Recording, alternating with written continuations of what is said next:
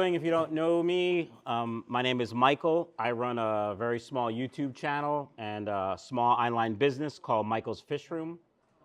I breed and I import, but I do a lot of breeding of guppies and plecos and cories, and I sell them on my website. And so I started out before COVID only breeding, but then the business got so big during COVID and after COVID, I can't make enough fish to sell. So I do import quite a bit as well.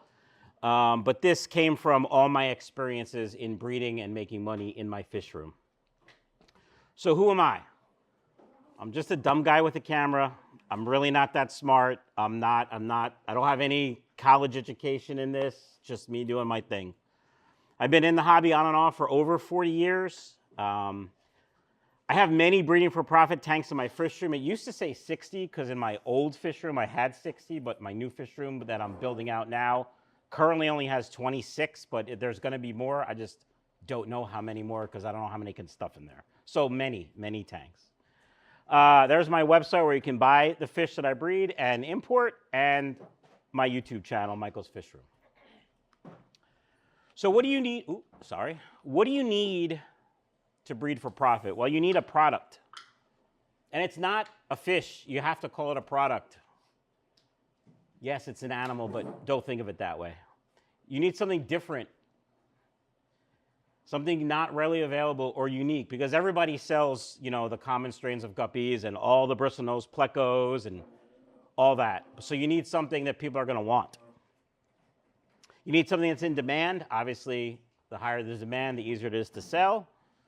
And you need good, healthy stock, which if you're a good fish keeper, then you know what good, healthy stock is. You know how to get it there. You know how to maintain that. It's really not that big a deal. You need a good, honest work ethic. Customer service as a small business is the most important thing because your price isn't going to be the best. You could buy the same guppies, the same strain of guppies I sell for probably half the price somewhere. Are they going to be as healthy? No. Are they going to be taken care of? No. Are you going to get the same customer service? Probably not. And you need a personality, and most importantly, a thick skin, because being in sales sucks. People are assholes. People are jerks, sorry. All right, I said a product and not a fish. Fish are animals. They're living creatures. They're not a product. No, you're selling a product. When you have a business, you must think of what you are selling as products. It's going to be easier to sell. There's less emotion. There's less worry. There's less connection. Yes, if you're breeding puppies, it's a little bit different because they're puppies, but these are just fish. Sorry. Whatever product you're selling, it needs to be top quality. Whether you're selling guppies, cories, plecos, cichlids, flower horns, whatever you sell has to be top quality if you're a small business. So I said something different. I wish I knew how to use this, but I don't yet. So anyway, sell something different. Now, everyone sells guppies. Not everyone sells the strains I sell, and I happen to have some really nice, like this red dragon is stellar.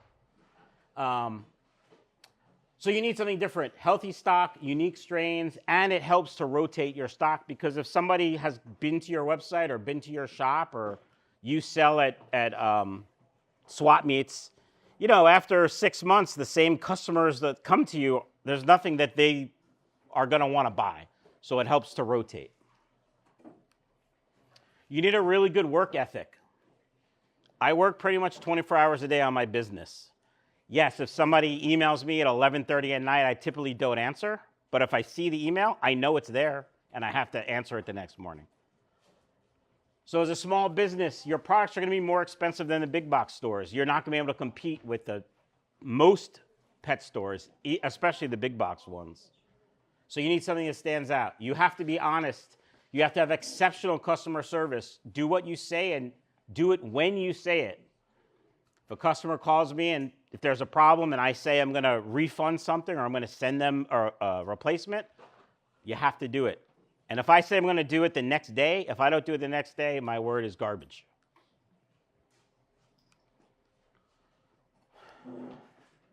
You need a personality. If you don't like dealing with customers, don't, because it's going to show. If you're not a people person, business isn't for you. You should plan on answering questions pretty much at all times. You guys know who Corey from Aquarium Co Op is?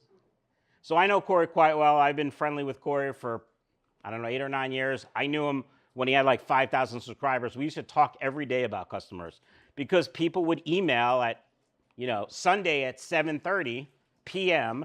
and want to know why at Monday at 8:30 a.m. they don't have a response. Well, because he has a life. You can't always answer emails, at all times. It helps to be pretty handsome like I am, and also to have a good sense of humor and be funny. But you really need thick skin. People do suck. It's just a fact of life. They will beat you up for price. Small bit. I do it. I mean, I don't do it to my friends, but if somebody's selling something and it's just an ad, it's not like a website. Yeah, I always try to beat them up for price.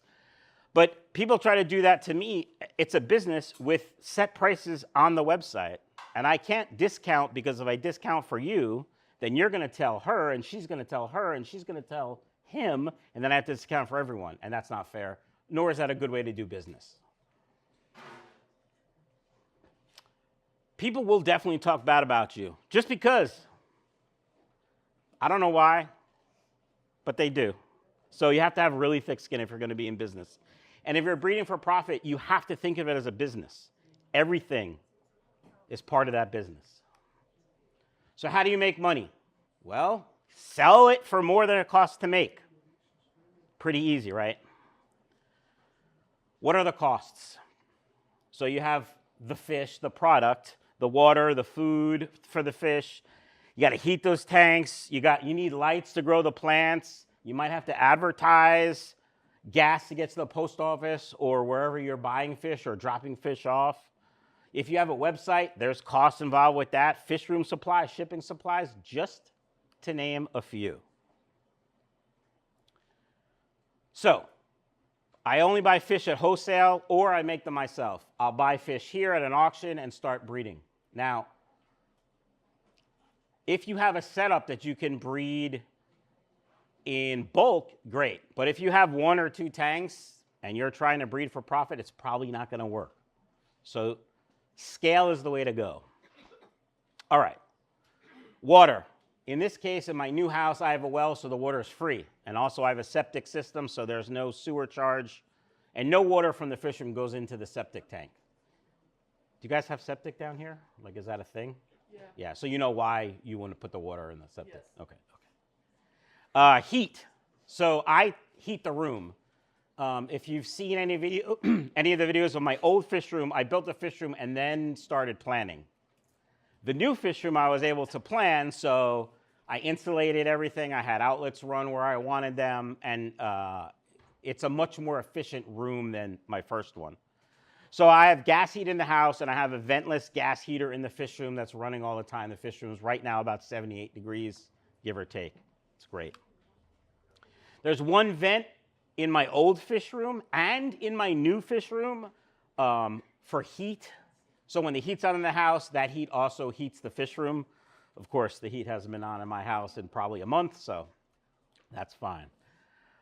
Electricity. I have 1 linear piston air pump. I used to have 2, but I don't have room for 2, or I don't need to right now. So there's only 1. I have all LED lighting.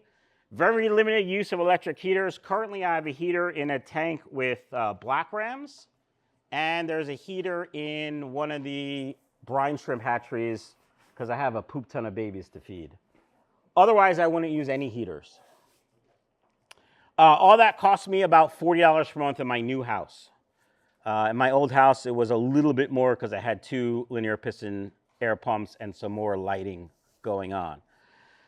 Then, of course, cell phone and internet, which I already pay for myself, but if you have a business and a separate business account, that's another expense to think about.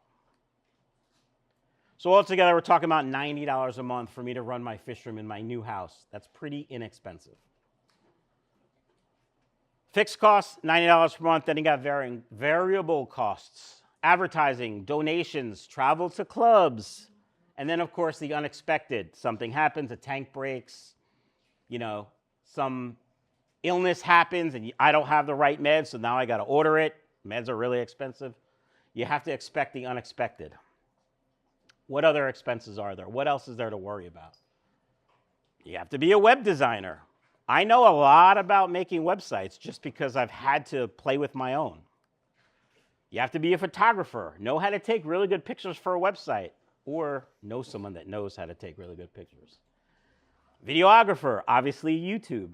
I suck at it, but I still have to know a little bit. You have to be a warehouse manager. I need shipping supplies. I need packing supplies.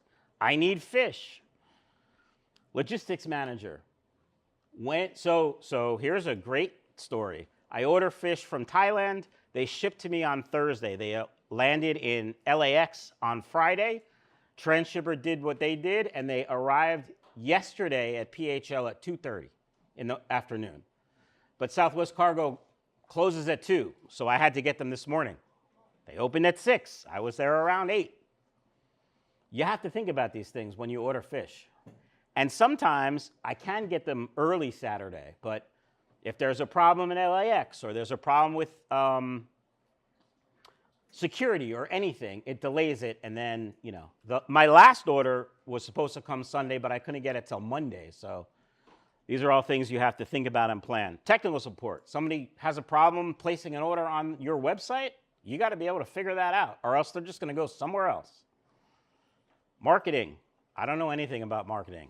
I'm really bad at that. Just like I'm not a people person, but you have to learn. You have to figure it out if you're going to have your own business and try to be profitable. Corporate planner, taxes, legal and tax expert. And that's just a few of all the things that, as you run a business, you have to be aware of. Basically, a jack of all trades. Any questions so far? Okay. When you run your own business, you have to be realistic. I know I'm not going to make $1 million. I know I'm not going to be able to quit my day job because I do work 40 hours at a day job. And I used to travel a lot, too. I used to travel at least 2 out of 4 weeks in a month that I wasn't in my fish room. When you have a business, it's not a hobby. I'd love to tell you I love my hobby. Fish keeping isn't a hobby anymore.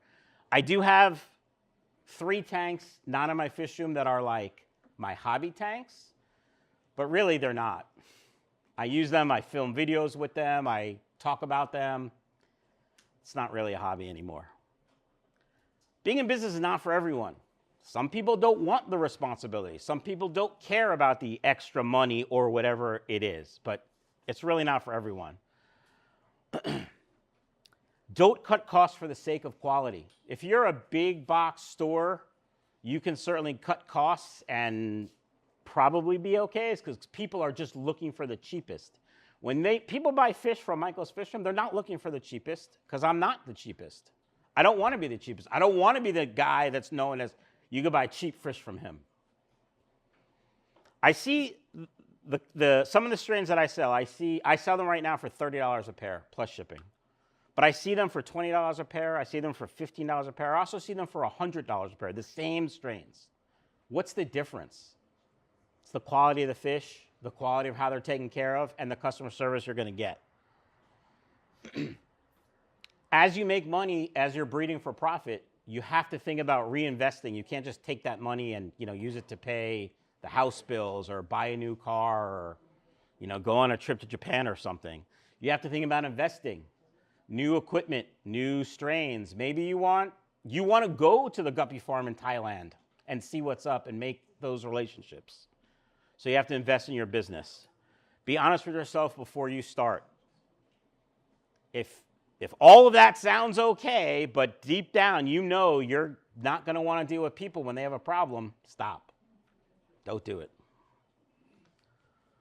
So how does it work? How much profit does each tank have to make? So when I had 60 fish tanks in my fish room, I calculated how much money I need to make from each tank per month to be profitable. They're kind of approximate numbers, but $50 per month times 60 tanks, or $3,000 in gross profit. So gross profit is the top number, but then all your expenses, net profit.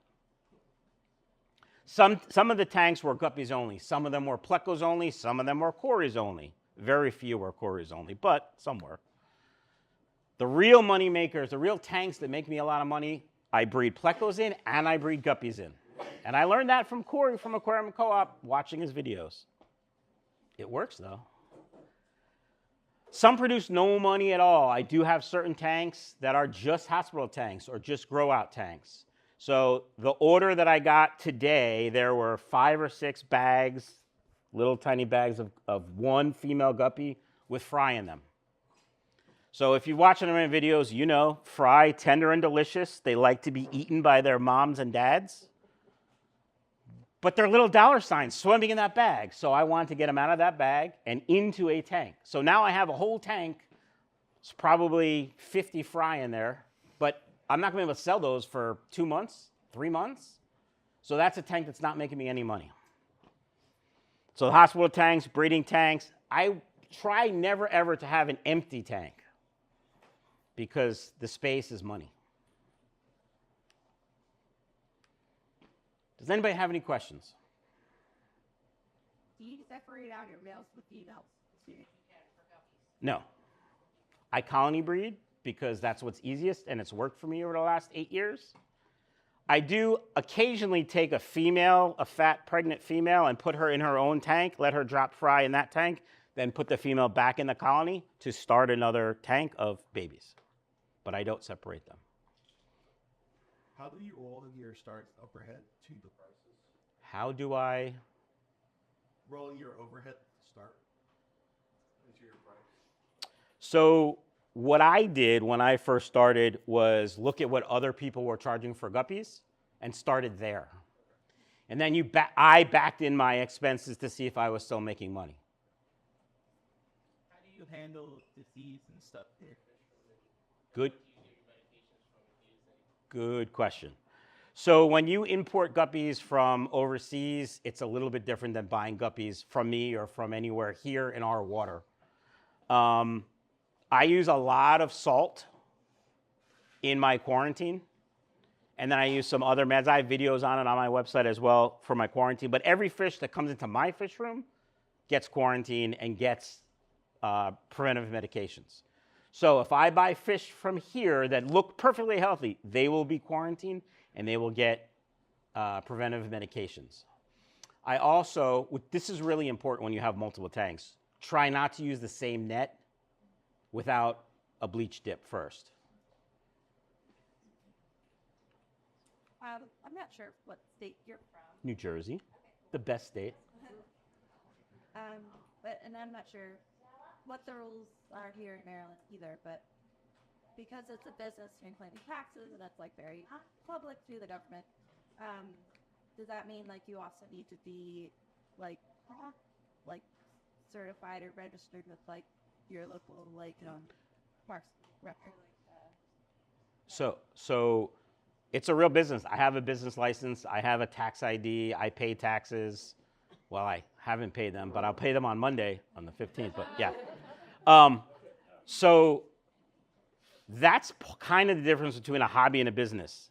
If you're a hobbyist and you're breeding some fish and you come to your local fish club and you sell them in auction, that's not a business. That's a hobby. But if I collect tax, I become a business. And I do. I have to collect sales tax in New Jersey. Actually, you have to collect sales tax when you ship stuff from New Jersey to other states as well, which, as somebody who didn't know that, I had to ask my accountant. I guess I was asking also more so like your slates, like wildlife departments, you have to like have approval to like, okay. No. How long do you actually quarantine your fish, like get it from wherever? Minimum 2 weeks. Sorry, minimum 1 week, but usually 2 weeks. Yeah. If I observe them for a week and they're fine, they're good to go. But if I see anything fishy, then it's at minimum 2 weeks or until they're healthy. Once you find, like, say you've got worms going on, what do you quarantine them in? Salt water? So I salt the water heavily, and then I do a trio of meds that's basically levamisole, something for the outside, something for the worms, and something for the inside. So you treat it all like Mm-hmm. Yeah. You could videos on the website. Right, I think I've seen it. Yeah. I just wondered, what are some of about common things that you've seen come in with? So Colmenares is the biggest thing. And I mean, I have a video on how to treat it. It's controversial because it uses a poop ton of salt that will kill most plants and plecos and cories. If they're already weak, the amount of salt will probably kill them as well. What exactly is that? A worm? Colmenares? Yeah. Actually, I don't remember. It's not a worm, no. No? It's a parasite, though. Yeah, I think yeah. it's protozoan parasite. Parasite. Okay. I'm not that smart. I'm literally just a dumb guy with a camera. Sorry. It's like, it can resemble it. No. Colmenares is white and fuzzy. You're thinking of epilysis. Okay. Yeah, Because I know they're, yeah. Oh, so you'll say white and fuzzy on the outside of the fish? Yeah. So you were probably thinking it'd be like a type thing. somebody who doesn't, that's usually, doesn't know. white and fuzzy people usually think egg. Some people, yeah. Some people, that don't are- like, they'll be like, it's cottonmouth or it's white and fuzzy, it's some fungus. And without looking, almost all the time I will tell you it's Colmenares and I'll be right. Pintail, like there's a lot of things that happen with Colmenares, but pintail, really dark gills, the white fuzzy patches. It's also called saddleback disease because in front of the fin on their back looks like a saddle of white. That's pretty much the biggest thing I've seen. And, you know, redworms too. But Colmenares it's bad. And it's very contagious. And people are afraid to treat it correctly because of the amount of salt needed. I've tried all different treatments, many different treatments that people have told me, way smarter people than me. And what works best is the salt and methylene blue. For me, And that's what works kind of best. salt? I mean, is it I use kosher salt because it's cheapest. Kosher It's the cheapest, yeah. There's a video called Colmenares on my YouTube channel that goes over all the doses and stuff. And no, and I'm telling you, it is a lot of salt, like way more salt than you would normally put in a freshwater you tank. put it in gradually then? No. I mean, I'll watch the video, but Yeah, nope. I put it all in, put the meth blue in, and cross my fingers. there you go. What are you using to rinse the nets? That's a great question. So if it's just like every day, so they stopped making net soap, but Fritz makes net cleaner, or I forget what it's called. It's blue, it's the same thing as the net soap. So every day I do that. Every week I do a bleach dip and then let them air dry. If I'm doing something and I know the tank is affected, I use extremely hot water and then I let them air dry. Air drying is the best, by the way. Like, nothing survives when you do that. But I also do use a lot of bleach when I, clean stuff. 10 to 1, 10 parts water, 1 part bleach. And then you have to let it air dry. So if you only use the net, once a week or something, and it dried in between, you probably don't have to worry about it. No. When you're using it over and over. Okay. Yeah. So when you were setting up your new fish room and you knew that this was going to be that you're doing a business, what were some changes you made from the old fish room to accommodate the business to make your life easier? Nothing really, because the system worked in my old fish room. So as far as mechanical systems, they're all essentially the same design. And I'm still, because the fish room is new, I'm still working on systems to organize and things like that. Was that what you were talking about, or? No, I just meant setup, but the setup is the same, and Yeah, the setup's pretty much the same. Just most guys when they have a fish room, especially once they get into you treating it as a business, and they decide they're gonna build a new fish room, they almost always like, oh, I wish I'd done this, I wish I'd done that. So like new fish room, I'm gonna do X, Y, Z. They usually always have a list in their head, of what they're gonna do. Yeah, no, I mean, I had a fish room, my old fish room in my old house I had for, 6 or 7, 8 years, something like that. And it was pretty self-sufficient and worked great for what I needed it for. So I set up the systems pretty much the same. You mentioned you had black rats, the German black rats? I think they're from Florida. Yeah, but they're German black rams. Originally. Yeah. What age or what size are you have right now? Check out michaelsfishroom.com. All the information is there, my friend. I also have blue regular blue rams as well. I was curious, like, how do you deal with, I bought fish from you, and it wiped my tank out. I've never had that problem. And then when you sell fish to people, at least in the stores, 50% of the people don't know goldfish is in the saltwater niche. Do you find people buying online are more in the know? For the most part, yeah. So if you buy a pair of guppies from me and have overnight shipping, that's $90. Most people, before they spend $90 on 2 fish, are gonna do some research. So yeah. I've had people say that they've gotten sick fish from me, but no other fish in that tank were sick, and no one else that I sold fish to that week complained or had a problem, so I don't believe them. That was kind of getting to my next, like, I guess every once in a while you just have to fire, like, some people you just can't make happy. Like. Right, so if you've watched any of my videos, you know I don't sugarcoat anything, and that's how I am in business too, which is not great for business, but if someone's gonna try to steal from me, I'm gonna call them out. Yeah. It's so hard to keep good reviews when yeah. you're not willing to bend over backwards for them. There is a review that said somebody bought fish from me and after 6 months they still haven't gotten them. That person has never placed an order, but Google won't take it down, so. Yeah. Are you a member of the IFGA? I am not a member of the IFGA. Okay. Yeah, I'm not that smart. Other questions? Did you have your hand up? No? Anyone else? For those who have never gone on your site, can we see pictures of your fish room? Sure, go to YouTube. I mean, literally on your phone, you go to YouTube, Michael's Fish Room, boom. If you don't go to my flower horn, then forget it. No more flower horn. Nope. Any other questions? You good? Going once? Thanks very much, guys. Twice? Excellent. Thank you. There's always one. So,